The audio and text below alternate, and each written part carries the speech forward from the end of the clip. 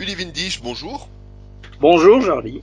Alors demain sera le 1er août, la fête nationale suisse. Alors une fête nationale, c'est important dans l'histoire du pays. C'est un moment où on se souvient des mythes fondateurs d'une nation.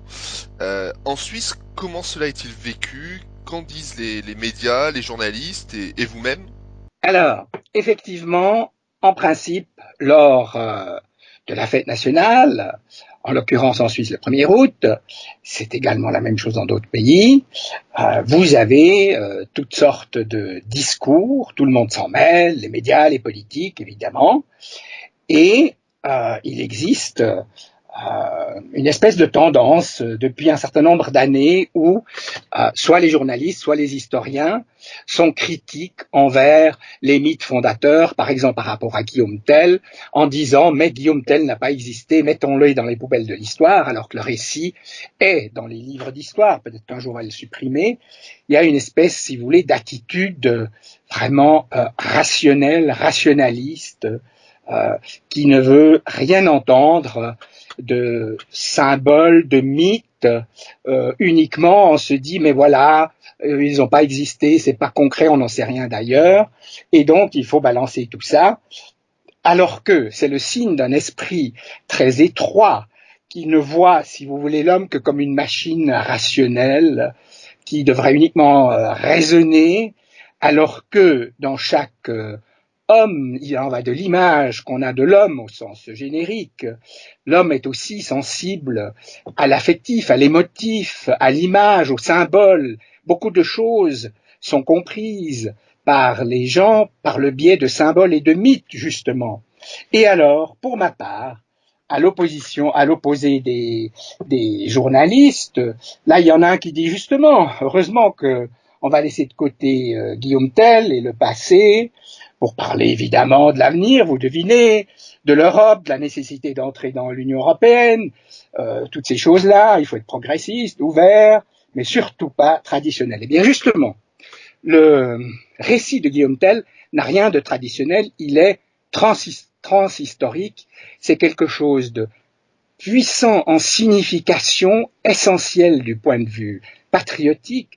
Il faut juste rappeler que la pièce de Schiller, plein d'écrivains, il y a eu 30 films sur Guillaume Tell, il y a eu énormément de choses concrètes, quotidiennes, il y a des monuments, il y a des chapelles pour célébrer Guillaume Tell, en fait, pour célébrer la lutte pour la liberté et contre les baillis qui existaient bel et bien en Suisse. Donc, on en a fait une pièce de théâtre qui est devenue mondialement connue. Alors, le récit de Guillaume Tell, et pour tout vous dire, moi, ce que j'ai fait, ce que je recommande vivement aux Suisses, c'est d'aller voir ce qui existe en ce moment même. On joue la pièce de théâtre de Schiller, donc de Guillaume Tell, à Interlaken, dans cet endroit où on a reconstitué le cadre moyenâgeux historique avec une dizaine de bâtiments. C'est une immense scène dans la nature avec une tribune qui reçoit 1500 personnes, par exemple, chaque fois que c'est joué. Il y a toutes sortes de fêtes autour, c'est une fête très populaire, et les journalistes, vous pensez bien que vous ne les voyez pas là, ni les gens de gauche, bien entendu. Alors, si vous voulez, ce qu'il y a d'intéressant avec le récit de Guillaume Tell, ben justement, souvent les gens retiennent le tir de Guillaume Tell sur la pomme placée sur la tête de son fils. Mais maintenant, voyons un peu ce que ça symbolise, que cela. Eh bien oui, ce récit a été introduit au moment où la Suisse, si vous voulez, connaissait des vrais baillis qui étaient un régime d'oppression. Les exactions étaient de plus en plus grandes et la révolte aussi contenue. Alors, à ce moment-là, Guillaume Tell est le héros. C'est pas un intellectuel, c'est pas un calculateur, c'est un instinctif. Il est proche de la nature, il est au service de sa communauté et les différents temps du récit, eh bien, il y a ce Gessler, le bailli, est l'exemple éternel, transhistorique, d'un pouvoir arbitraire, totalitaire, froid, vous voyez, qu'on retrouve partout. Les pouvoirs totalitaires existent encore, à ce que je sache. Eh bien, ce bailli avait une pratique, vous voyez déjà, inhumaine, absurde. Il obligeait les gens à saluer un chapeau sur la place publique. Le chapeau, c'était lui, évidemment, ça symbolisait le bailli. Et celui qui passait sous le chapeau sans saluer était immédiatement arrêté. Et c'est ce qu'a fait Gessler, exprès bien entendu. Il a dit qu'il n'avait pas vu, il n'a pas salué le chapeau. Il est immédiatement arrêté. Et le bailli, vous voyez la monstruosité du pouvoir total, totalitaire, abstrait. Gessler demande au citoyen patriote Guillaume Tell, comme punition, sachant que Guillaume Tell est un bon tireur, il lui dit, puisque tu es un bon tireur, eh bien, on va placer une pomme sur la tête de ton fils et tu dois réussir à tirer sur la pomme. Tant pis pour toi si tu ne réussis pas. Vous voyez, tout cela, dans la légende, ça montre l'aspect monstrueux d'un pouvoir totalitaire. Et Guillaume Tell réussit le tir, il est même encouragé par son fils, vous voyez la confiance, le lien avec la nature, le fils l'encourage à tirer, confiance dans le père. Le Gessler est totalement hors nature, il est mal à l'aise dans la nature, c'est pas quelqu'un qui est lié à la nature. Alors, malgré cela, figurez-vous, il réussit son tir, mais voilà que Gessler observe qu'il a une deuxième flèche dans son carquois, il lui dit, mais pourquoi une deuxième flèche? Guillaume Tell, honnête, correct, vous voyez, lui dit, si j'avais raté la pomme et tué mon fils, elle était pour toi. Et du coup, Gessler ne tient pas sa parole, le fait enchaîner et déporter, et à ce moment-là, on doit le transporter sur le lac des Quatre Cantons, dans la Suisse centrale, c'est un cadre absolument magnifique.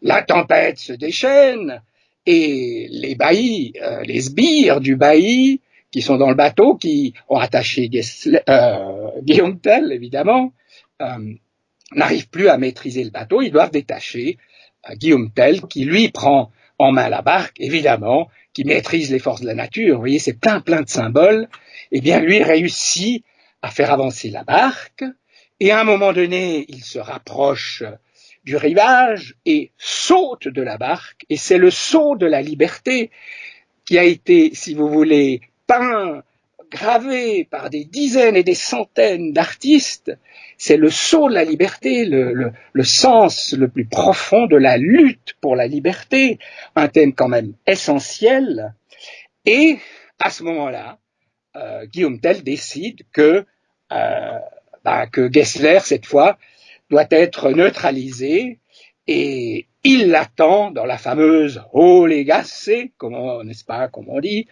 et Guillaume Tell lui tire une flèche, mais là, il ne le rate pas, et c'est évidemment la libération, si vous voulez, d'un pouvoir total, totalitaire, inhumain, absurde, et en même temps, c'est le déclenchement de la révolte et d'une sorte, bien sûr, de révolution et de libération. Donc, voyez, ce récit que les journalistes, les intellectuels surtout de gauche, s'en moquent, a quelque chose de très profond et de transhistorique. Eh bien, moi-même, je voudrais recommander à beaucoup de Suisses d'aller voir cette pièce où là, évidemment, vous devinez, les spectateurs entrent en transe aux principaux moments du récit et de la légende. Et cela nous montre bien à quel point un monde intellectuel, rationnel et souvent bien sûr marxiste a une vision, une image très étroite de l'homme, alors que l'homme a aussi des capacités affectives, émotives, symboliques, par lesquelles monsieur et madame tout le monde comprennent beaucoup de choses. Donc, en ce jour de fête nationale, nous avons là, bien sûr, une dimension patriotique pour ceux qui veulent bien la mettre en pratique, mais en réalité, c'est une occasion de fêter justement l'indépendance, la liberté, l'opposition à des pouvoirs étrangers. Vous devinez qu'on pense ici aussi à l'Union européenne, pour ceux qui ne veulent en aucun cas entrer dans l'Union européenne, alors que bien sûr, la lutte entre patriotes et soumis va évidemment continuer, et je pense que de revivre le récit légendaire de Guillaume Tell est une occasion de revivifier, de redonner courage et force aux citoyens pour qu'ils deviennent actifs et qu'ils continuent à lutter contre cette volonté, cette soumission des autorités et notamment des forces de gauche de vouloir soumettre la Suisse à l'Union européenne, car il s'agit bien de cela, même si on nous dit que ce n'est pas le cas. Il va de soi que certains traits de l'essence suisse, eh bien, par exemple, la démocratie directe, l'initiative, les référendums, le fédéralisme, tout cela serait gravement mis en cause, d'où le fait, encore une fois, que mon message à moi pour la fête nationale, c'est suivez l'exemple de Guillaume Tell, même si certains en rient, se moquent, suivez son exemple, continuez à lutter pour les dimensions les plus essentielles de la Suisse, la liberté, l'indépendance, le fait justement d'être patriote et, pour finir, il faut le dire quand même, n'est-ce pas, comme si le patriotisme était quelque chose de réactionnaire, de bête, de borné. Je pense que plus on est patriote et on a des racines, plus on est ouvert. Et je pense que c'est le cas de la totalité des patriotes suisses. On ne peut pas réduire le patriotisme comme on essaie de le faire bien plus largement en ce moment.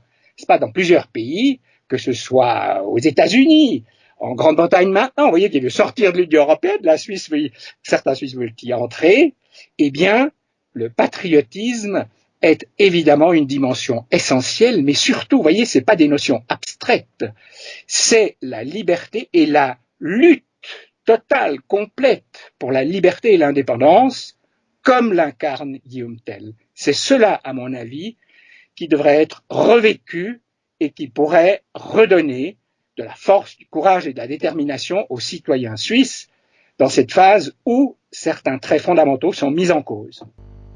Je vous remercie pour cet éclairage, Uli Windisch.